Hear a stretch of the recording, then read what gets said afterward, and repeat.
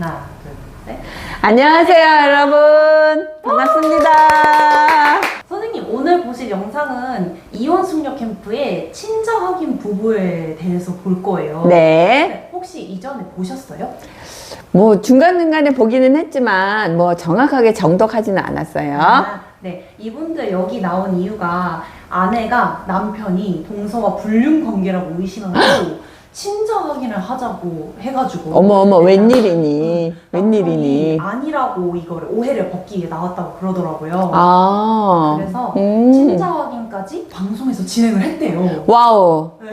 와우. 그래서 선생님께서 오늘 이걸 보시면서 만약에 네. 선생님이 이분들을 상담한다면 어우, 쉽지 않을 것 같은데요. 어우. 어떻게 진행할지 네. 궁금해서 네, 한번. 오, 그래요? 고맙습니다. 일단은 쉽지 않겠지만 우리가 최선을 다해서 한번 같이 보도록 할게요.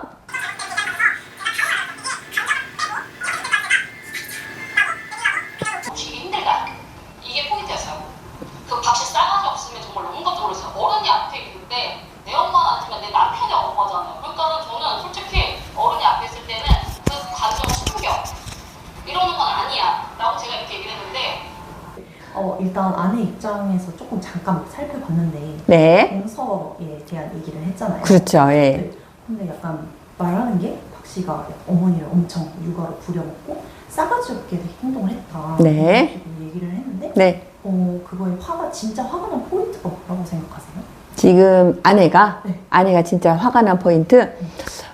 글쎄 뭐 이 장면 이거를 지금 보고 이 사람이 이렇다 저렇다 단정을 짓기는 어렵잖아요. 그런데 이 상황 안에서 이렇게 들여다봐서는 아내가 동서가 마음에 안 든 게 문제다. 처음부터 동서와 첫인상이 좋지 않았다라는 말을 지금 서장훈 씨가 했잖아요. 그 부분에서 미루어서 짐작을 해보면 아내가 처음에 첫인상이 동서가 마음에 안 들었기 때문에 그 동서에 대한 불만이 어머니한테도 남편한테도 스스로한테도 뭔가 승부욕을 자극하는 그런 상황이 됐기 때문에 지금 이 갈등이 점점 확대되고 있는 상황이다. 저는 이렇게 보거든요. 아내가 그 인터뷰 중에 있는데 네. 인터뷰 중에 자기는 이제 어렸을 때부터 지구를 지키는 바이오맨 꿈이었고 와우. 친구로도 명확한 사람이다 막 이런 식으로 얘기를 하거든요. 근데 그게 영향을 좀 줄 수도 있을까요?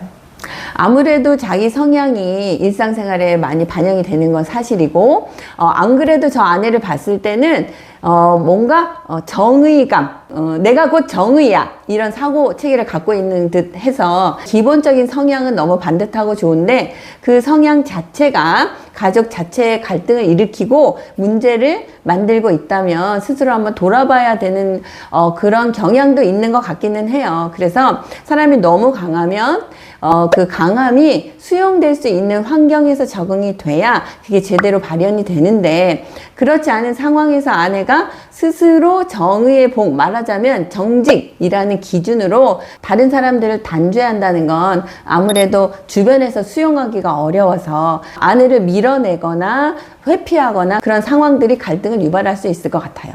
왜냐하면 아내는 정의롭기 때문에 자기를 밀어낸다는 것 자체를 용납할 수 없어서 그 밀어내지 못하게 하는 그런 방법으로 서로의 갈등을 유발시켜서 자기가 갖고 있는 정의로움을 좀 드러내고 자기의 문제가 아니다. 주변의 문제로 돌리려는 경향이 좀 보이기는 해요. 어머니가 선택한 문제잖아요. 그럼 어머니가 해결하셔야 맞다고 저는 생각해요. 왜냐하면 원인을 제공한 거는 일단 어머니, 저희 관계 밑에 있어서만큼은 장남의 역할을 못하고 장남의 역할을 뭔지 모르고 문제의 지역도 몰라요. 방관. 결국 가족들이 모두 모여서 오차대면을 했는데 네. 남편이 아내의 편을 안 들고 이제 남편이 엄마 편도 안 들고 동서 실드만 친다라는 그런 말을 했잖아요. 왜 계속 남편은 중재 입장인가? 일단은 남편의 입장에서는 아내의 마음도 모르고 그 동서의 마음도 모르고 동생의 마음도 모르고 엄마의 마음도 모르는 것 같아요. 그리고 결정적으로는 본인의 마음도 모르고 있는 것 같다. 그렇기 때문에 남편의 입장에서는 아내는 직접적으로 대화하고 있기 때문에 아내는 잘 알고 있다라고 생각할 수도 있고, 그런데 동서의 입장은 잘 모름에도 불구하고 그럴 것이다 라고 예상하는 상태에서 말을 하기 때문에 아내와 싸움을 좀 조절해 보고 갈등을 줄여보려고 남편은 노력은 하지만 일단 남편이 당사자가 아님에도 불구하고 동서는 이러이런 상황이었을 것이다 라고 예상해서 답변하는 그 부분이 아내 입장에서는 화가 날 수도 있고 상대편이 봤을 때는 쉴드 쳐준다 라고 생각할 수도 있을 것 같아요. 있는 거예요. 이렇게 쳐다보더라. 제가 장난을 얘기했거든요. 근데 갑자기 정색을 하면서 언니, 큰아빠 어린 여자 좋아해요. 제가 여태까지 살면서 큰아빠한테 왜 여자를 소개시켜주지 않았겠어요. 근데 그때마다 큰아빠 나이 많다고 실패를 했어요. 저 막 화가 난 거예요. 내가 딱 맞아요. 저렇게 화가 난다는 거죠. 동서를 통해서 저렇게 화가 난다는 거는 자기 거 다 잘라가지고 다 편집을 해가지고 제가 어머니가 그렇게 얘기했다고 해서 100% 믿고 싶진 않아요. 남편은 근본적으로 의심이 좀 많은 사람인 것 같아요. 그래서 직접 경험해보고 자기 생각을 말하고 듣고 해야 하는데 일단 의심은 많은데 또 거기에 실드를 친단 말이에요. 좀 아이러니한 부분이 있기는 해요. 지금 남편의 입장을 보면. 동서는 왜 그런 말을 했을까요? 왜 그 이야기가 결혼 파토로까지 이어졌는지. 일단은 동서는 뭐 결혼을 파토 내겠다 뭐 그런 건 아니겠지만 일단 지금 뭐 우리 상담도 마찬가지예요. 뭐 만나지 않은 사람은 예상해서 말하는 건 옳지 않아. 하지만 그냥 왜 그런 상황이 벌어졌는지에 대해서 같이 고민해보는 그런 시간이니까 우리는 예상하는 차원이 아니라 일단 동서와 우리 아내는 성향이 비슷한 것 같아요. 그래서 누가 나를 건드리면 그걸 꼭 복수, 응징. 왜? 정의로운 사람은 응징해야 된다는 게 기본적으로 깔려있기 때문에 동서와 우리 아내가 서로 지금 기싸움을 하고 있는 것 같다 이렇게 좀 느껴지고요. 동서도 아까 얘기했던 것처럼 응징이라는 게 깔려있기 때문에 아내가 나를 좋아하지 않는다는 걸 알기 때문에 자꾸 심기를 이렇게 깐족깐족 건드려서 어디까지 이 사람이 정의로운가를 어쩌면 인내심의 한계를 좀 테스트하는 상황일 수도 있다. 그렇기 때문에 지금 동서의 어떤 응징의 방법에 아내가 조금 노란하고 있을 수도 있다. 그러니까 뭔가 정확하게 들여다봐야 될 것 같긴 하지만 일단은 동서도 만만치 않은 사람이다. 그렇기 때문에 지금 아내도 뭔가 자신이 없어. 그러니까 파토를 냈다가 다시 붙었다가 이렇게 왔다 갔다 하고 있는 휘둘리고 있는 상황이다. 이렇게 보여져요. 네. 남편 직업이 목사인데 이후에 중립을 계속 지키거든요. 그래서 그게 직업에 영향이 좀 있을 수가 있을까요? 남편은 개인이고 목사 직업은 공적인 부분이기 때문에 연결을 직접적으로 시키기는 어렵고 일단 우리 남편의 성향 자체는 중립. 왜냐하면 아내랑 동서 두 여자가 남편한테는 만만한 상대가 아니에요. 기질적으로. 그렇기 때문에 어디에도 속하고 싶지 않고 속하는 순간 나는 못 된다 이렇게 생각하고 있기 때문에 그래서 여기서 누구 하나의 편이 들었다가는 내가 못 된다. 맞아. 막 이렇게 할 것 같으니까 네. 그래서 위기를 느끼고 중립을 지킬 수밖에 없는 일정. 그럴 수도 있다. 그리고 원래 성향상 누구의 편도 잘 들지 않는 사람인데 지금 위기 상황이기 때문에 난 누구의 편도 들지 않겠다. 이렇게 딱 중립을 지키니까 아내가 지금 열받아서 내 편이 돼야 할 남편이 진짜 남편이 되니까 아내가 남편을 돌리기도 하고 동서와 기싸움도 해야 되는데 이게 원활하지 않아서 자꾸 결혼을 파혼했다가 다시 했다가 그렇게 반복하고 있는 것 같아요, 지금. 자, 그럼 이번엔 남편을 좀 보도록 할게요. 남편도 궁금하니까 보고 우리 잘 얘기해보면 좋을 것 같아요.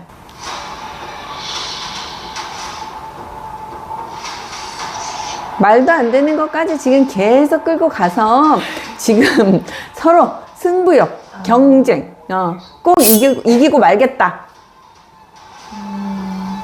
저희 서로 간의 문제가 아니라 좀 얼토당토한 기집애만 때문에 지금 이렇게 됐잖아. 저 진짜 찢어주고 싶어 지금 진짜. 저는 진짜 찢어주고 싶어요. 왜?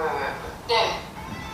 아니 감싸는 게 아니라 내가 봤을 때 이런 부분이 아닐까라는 진짜 말씀을 얘기할 수 있는 우리 부부는 보이지 않는 실체로 서로 지금 갈등을 유발하고 있는 것 같아요. 그럴 것이다. 그리고 뭐 친자가 아닐 것이다. 서로 예상하는 걸 가지고 팩트가 없는 그냥 심증을 가지고 지금 더 갈등을 유발하고 있는 거기 때문에 쉽지 않을 것 같아요. 이 부분은 진짜. 아내는 왜 그렇게까지 의심을 할까? 그리고 일각에서는 의부증이다, 저 여자 정신이 나갔다, 뭐 이런 식으로 막 얘기를 하던데 정말 그런 걸까요? 지금 아내가 의심하는 건 남편이 아니에요. 동서를 의심하고 있는 것 같고, 동서를 의심하다 보니까 동서의 흠집, 그게 내가 동서와 지금 경쟁에서 이길 수 있는 그런 구조이기 때문에 증명되지 않은 현실을 가지고 내가 동서를 이기겠다, 남편을 이기겠다, 이런 상황이기 때문에 외부에서 객관적으로 제3자가 볼 때는 보이지 않는 심증만 갖고 얘기하니까 의부증이다, 이렇게들 말을 할 수 있는데, 그거는 의부증이라기보다는 지금 우리 아내가 스트레스가 엄청 높은 것 같다.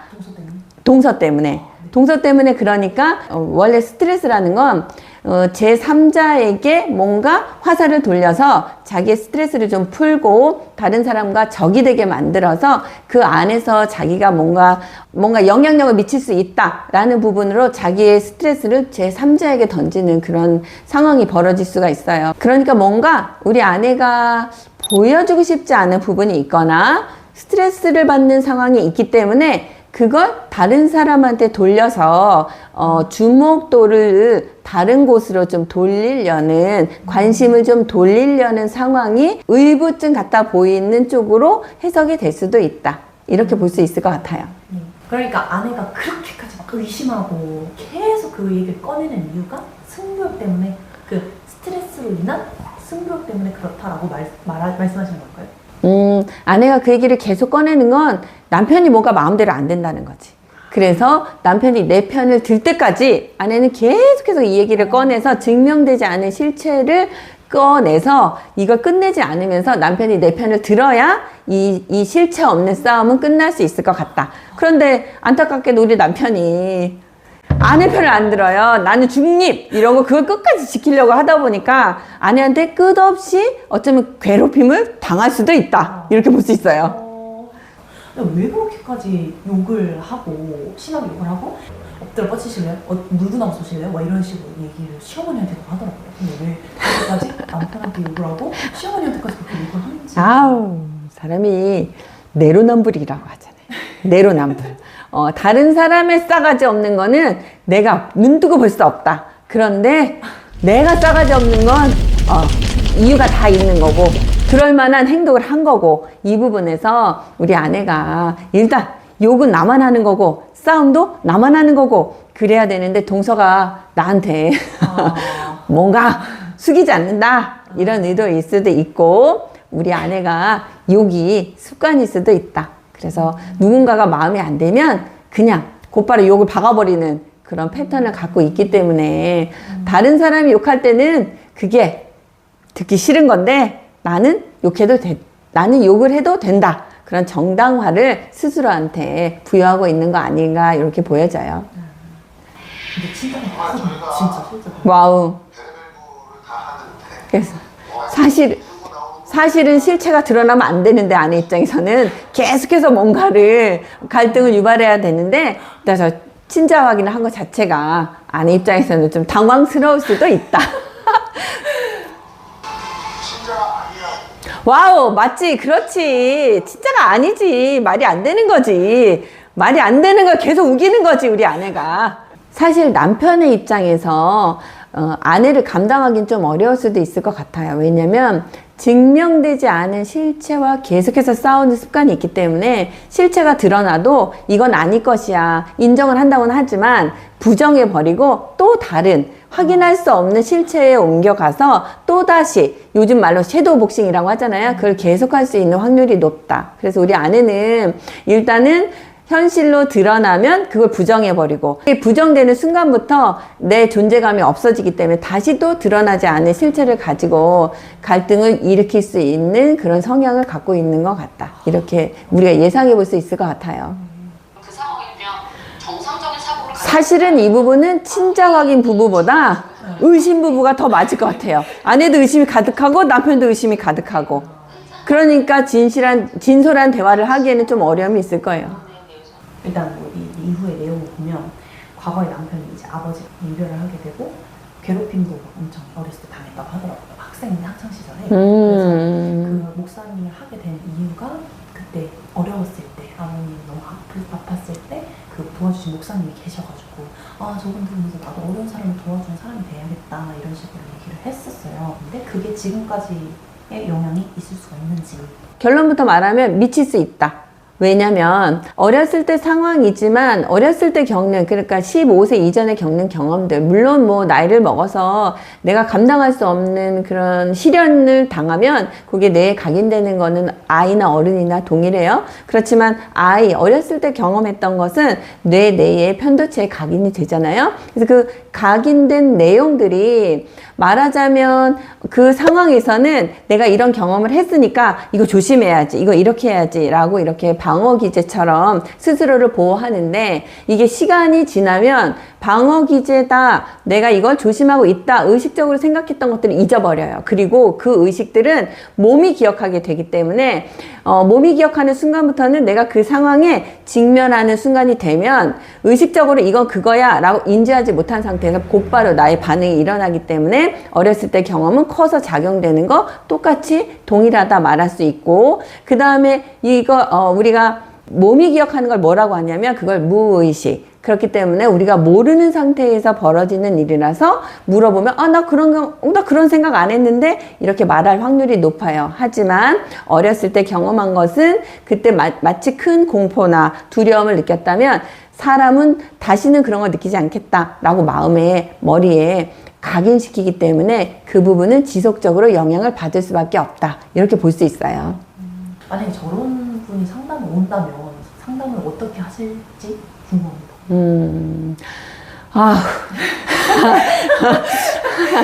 일단 상담을 진행할 때는 한숨을 한번 쉬겠죠. 그리고 마주할 것 같아요, 일단. 하지만 이분의 아픔도 우리가 같이 나눠야 하는 그런 입장이기 때문에 직업적으로 어쩔 수 없다, 이렇게 저는 일단 인정을 할 것 같고, 이분과 오랫동안 잘 할 수 있으면 정말 최선을 다해서 이 마음을 잘 우리가 안정을 시킬 수 있도록 노력하겠지만, 일단 우리 아내를 봐서는 누구의 말도 잘 안 들을 것 같아요. 일단 왜?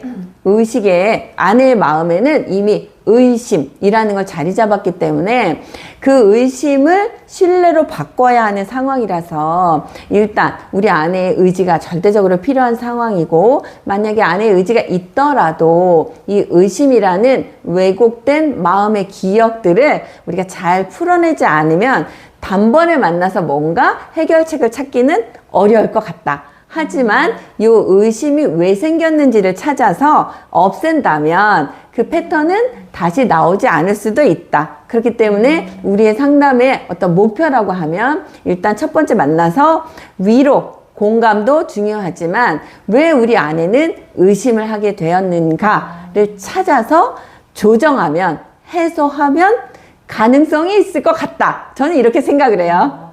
아까 선생님 말씀대로 그냥 남편이 편을 들어주게 하기 위해서 계속 이렇게 하는 거라면, 근데 남편이 편 들어주면 그냥 끝 나는 상황 아닌가요?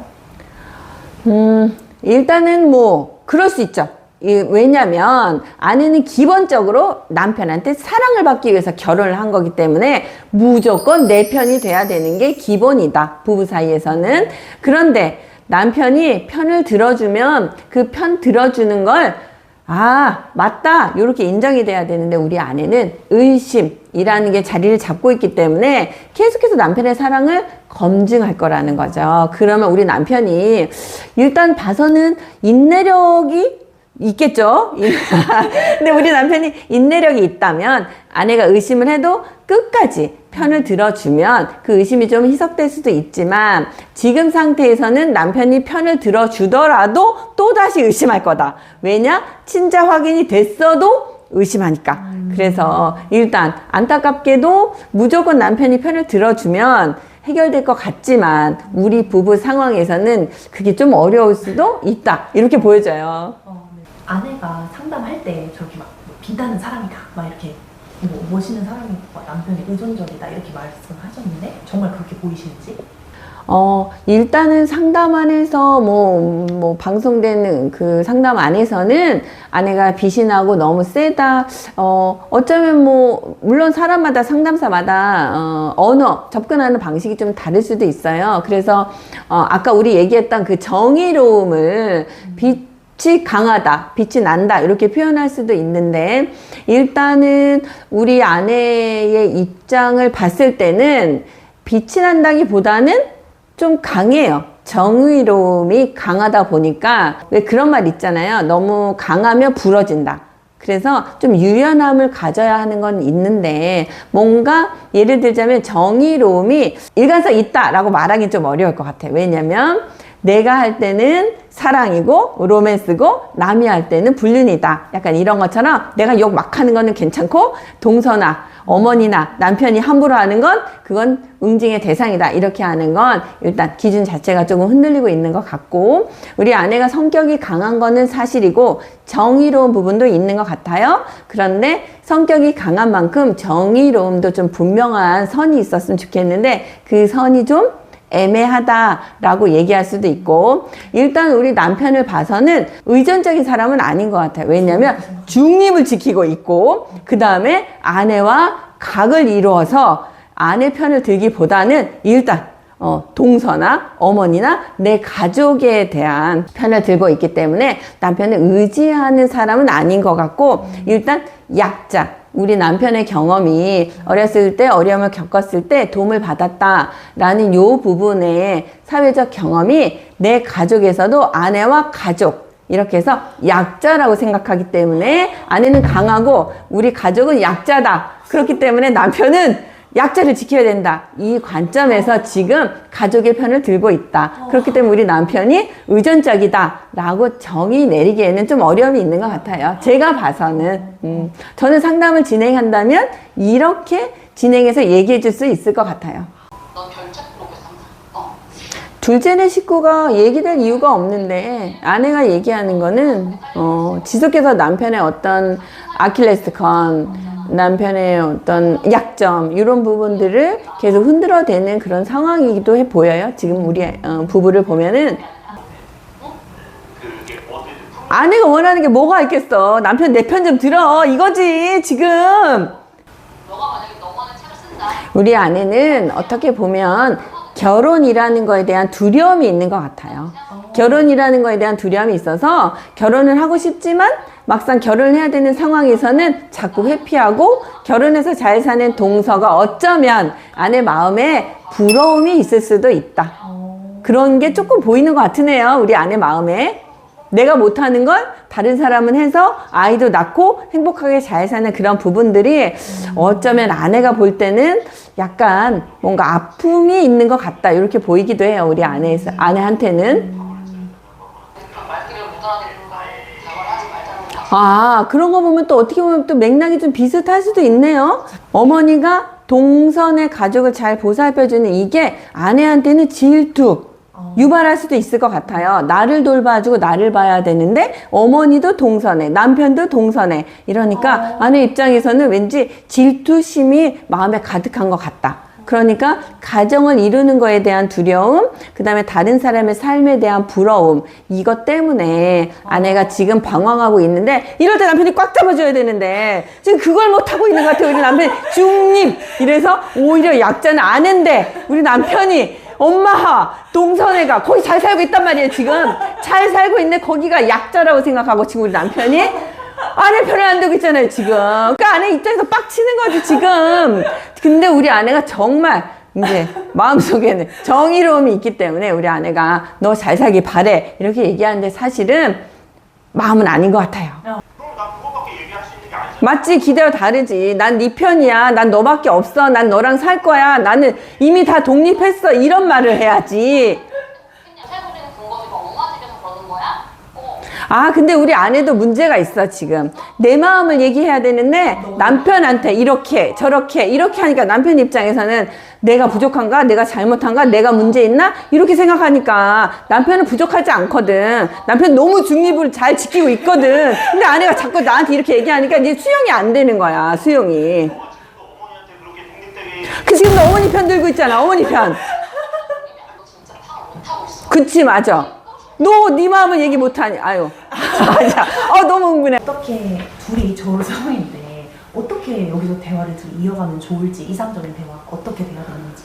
일단은 남편은 아내한테 물어봐야 되죠. 물어봐요. 그러니까 남편이 좀 의존적이기보다는 약간 수용적인 것 같아요. 그래서 우리 부부 똑같아. 의심 부부이기도 하지만 서로 너무 수동적이야. 그렇기 때문에 너가 바뀌고 너가 하면, 네가 바뀌고 네가 하면, 이거 있을 수가 없는 거거든. 왜? 마이너스끼리 뭘 할 수 있겠어. 그러니까 플러스 마이너스가 돼야 되니까. 아내가 저렇게 얘기할 때 남편은 일단 알겠어. 내가 수용할게. 수용하고 말한 대로 오피스텔에서 나와서 뭐 엄마한테 독립해서 스스로 자발적으로 남편이 움직였으면 좋겠다. 이렇게 얘기했을 때 아내의 말을 그냥 듣고 아내가 왜 그런 말을 했는지를 정확하게 물어봐야 되는데 물어보는 습관이 안 돼 있는 거죠. 그래서 주로 아내가 하는 말에 방어, 수동적으로 나는 할 수 없다. 약간 우리 남편이 그런 부분이 있어서 아내가 좀 적극적이고 뭔가 공격적인 성향을 갖고 있기 때문에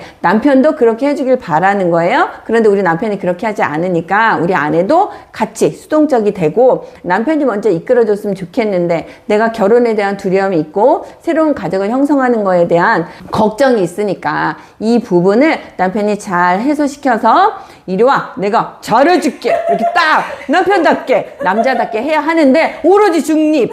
나는 약자 편에 서야 돼. 그러니까 지금 남편이 봐야 할 사람은 내 가족의 약자가 아니고 나한테 도움을 요청하고 있는 우리 아내가 약자다. 이렇게 생각을 해야 될 필요가 있어요, 지금. 그렇지 않으면 우리 아내가 좋은 마음을 갖고 있음에도 불구하고 좋은 마음을 썼을 때 보답이나 보상이 돌아오지 않으니까 아내의 경험은 의심, 이 상태를 지속적으로 경험한 것 같다. 그러니까 우리 남편은 지금부터 아내가 말하는 걸 들어주고 따라주는 게 남편의 도리다, 내가 할 수 있는 역할이다 이렇게 생각하기보다는 아내를 이끌어주고 아내가 원하는 거, 아내가 말하는 거 정확하게 뭔지 느끼고 이해해야 할 필요가 있다.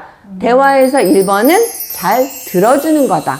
잘 들어주면 무슨 말 하는지 들리고 들렸을 때 그 마음을 잘 어루만져 주는 게 대화의 정석이다. 이렇게 얘기하면 좀 도움이 될 것 같죠? 네. 아내는 내 마음을 얘기해야지. 왜 남편한테 이렇게 바꿔 저렇게 바꿔 이렇게 독립해 이런 말을 계속해요? 왜? 남편이 그렇게 하면 나한테 어떤 영향이 미치는지, 내가 무엇을 두려워하는지, 내가 무엇을 걱정하는지를 얘기해야 하는데 내 두려움과 불안, 걱정을 남편이 변화하면 된다. 이런 식의 말투는 남편 입장에서 수용할 수가 없는 건 사실이다. 왜? 내가 그렇다고 생각하지 않기 때문에 아내의 말에 일방적으로 따라가기는 어렵다. 그러니까 우리 아내는 내 마음을 잘 느껴보고 내가 왜 남편한테 이런 말들을 잘 살았으면 좋겠다. 별책 부르기 아니었으면 좋겠다. 너의 책을 썼으면 좋겠다. 이건 남편을 위해서 하는 거잖아요. 근데 남편이 할 수 없는 걸 말하면 남편이 해줄 수가 없어요. 그러니까 내가 원하는 거, 그 남편이 변하는 걸 원하는 게 아니고 내가 채우고 싶은 거, 내가 원하는 거, 이걸 직접적으로 말하는 게 아내한테는 지금 절실하게 필요하다. 이렇게 보여져요. 그런데 우리 아내는 그런 말을 할 줄 모르는 것 같다. 그래서 내가 안타까워요, 우리 아내한테.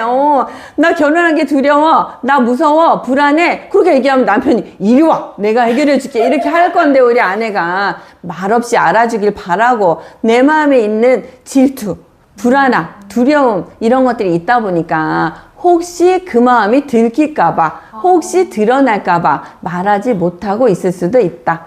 어쩌면 우리 아내가 살아오면서 강한 여성, 강인함 이런 교육을 받았거나 그런 환경에 놓여 있었을 수도 있을 것 같아요. 그러니까 나의 약한 모습, 나의 조금 부족한 모습은 보여주고 싶지 않다. 그래서 그게 보여질까봐 더 다른 사람을 공격하고 있을 수 있다. 우리 남편은 아내의 그런 마음을 잘 헤아려서 보듬어줘야 하는 게 남편의 역할이다. 이러면 좀 될 것 같아요. 오늘 이렇게 이 부부를 보면서 이제 말씀을 이렇게 나눠주셨는데 이 부부 종합적으로 좀 어땠는지. 이 부부 기상천외하다. 어떻게 동서의 남동생의 자녀를 남편의 혼외자다, 뭐 친자다 이렇게 상상할 수 있는지 조차 기상천외하다. 그러니까 어쩌면 저희 이스캠에서 서장훈 씨가 이게 다른 세계가 있는 것 같다라고 말하는 거 일명 공감이 되기도 하는 것 같아요. 일단 그러니까 우리 부부는 기상천외한, 그렇다면 이 부부가 현실감이 좀 떨어진다 이렇게 볼 수 있어요. 그렇기 때문에 일단 이 부부는 현실인지가 가장 필요하고 시급한 상황이다 이렇게 볼 수 있을 것 같아요. 저한테 상담이 이렇게 기회가 주어진다면 너무 고마울 것 같고, 일단 저는 그럴 것 같아요. 아내의 마음도 남편의 마음도 우리가 지금 살아가고 있는 모든 사람들의 마음과 똑같다라고 생각을 하고 있기 때문에 일단 오면 그 지금까지의 아프고 힘들었던 마음을 일단 잘 나눠보고 싶고, 그 안에서 위로가 되면 위로를 하든 공감이 되면 공감을 하든, 아니면 아까 말했던 그 의심 부분이 왜 생겼는지가 발견이 되면 그걸 잘 풀어서 조금 원활한 길을 갈 수 있게 도움을 줄 수 있을 것 같아요. 그러니까 우리 만났으면 좋겠어요. 어떻게 풀어요? 너무 딥한 그 질문인데 이거는 영업 비밀이잖아요. 그래서 이건 다음에 상담을 오면 내가 잘 알려줄 테니까 궁금하면 찾아와요. 네, 선생님 고생하셨습니다. 고맙습니다. 고생하셨어요. 반갑습니다. 감사합니다.